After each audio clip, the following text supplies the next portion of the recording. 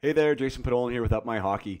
And today I'm going to answer a question that was posed in my Facebook group, the Up My Hockey parent group on Facebook. Yeah, by all means, if you are a Facebooker and if you are a hockey parent, that place is for you. It's a great community. It's a free community online where we talk hockey. I share some tips and secrets and some lessons, and we have a great support network in there. And it's just a really good place, good, healthy place to hang out if you're a hockey parent. But inside that group, I asked a question on Monday, I believe, or Tuesday, and I asked a pretty simple question that requires a probably pretty detailed answer. But I said, where would you rather play? AAA in a limited role, or B, AA and play in all situations? So I asked that question in my parent group, and there was a lot of responses in the parent group, and I'm going to take this spot to provide my opinion on it. The general sentiment, by the way, in the parent group was that they felt that it would be better to play AAA or I'm sorry, AA, and build confidence and be in more situations and have more puck touches. So that was sort of the sentiment from my parent group. Now, I'm going to say that in general, I kind of disagree with that. Now, the dependence on age, and there's a dependence on a lot of factors that are involved and the individual, but I think that there's three key things that you need to ask yourself as a parent on where your player needs to be. And one of them, and I think is probably the most important, where I'm going to put it number one, is the mindset of your athlete. How is your athlete built from a personality standpoint? Are they able to be resilient? Are they someone that easily crumbles when things aren't going well? You know, you have to understand the makeup of your child and or player, depending on how old they are. And obviously, for me, as you probably know, as a mental performance coach, I'm somebody that believes you can build resilience and you can build a mindset that is ready to forge ahead when times get tough and to keep confidence at a peak and consistent. So there's ways to manufacture that and there's ways to build that. But you do need to know where your athlete's at on that curve and in that spectrum.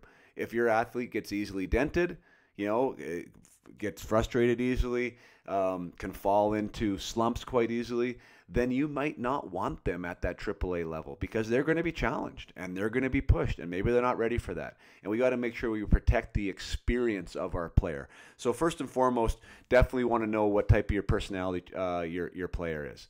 What's their competitiveness like? What's their resiliency like? What are they like with confidence? How courageous are they? Those types of things need to factor into that equation.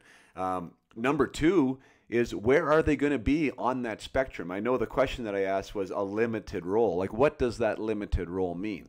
If you are if your player is going to be the last player to make the team, and it's going to be scratching by their fingernails to keep up with the play and to be a part of things, that is probably not the best environment for your player, regardless of the age, right? Regardless of the age, you want them to find that sweet spot of where they're challenged, but where they can still play the game and keep up.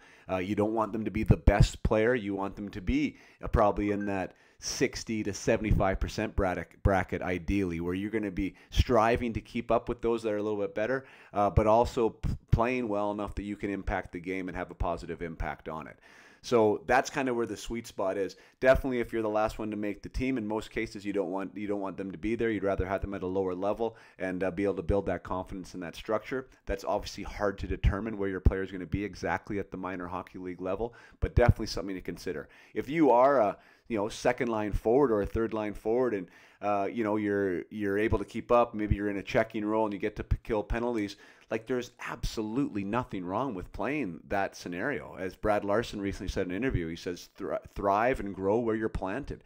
You can definitely grow from that spot. You're a contributing member of a team. You're getting to play with players that are quite good and solid, and the environment's competitive and challenging. That's a great developmental environment to grow in. So just because you're not playing in all situations, maybe you're not first line power play and PK and playing when the goalie's pulled, it doesn't mean that you're not getting better. So definitely figure out where you're going to be in that ecosystem, or the best you can, before you head to tryouts.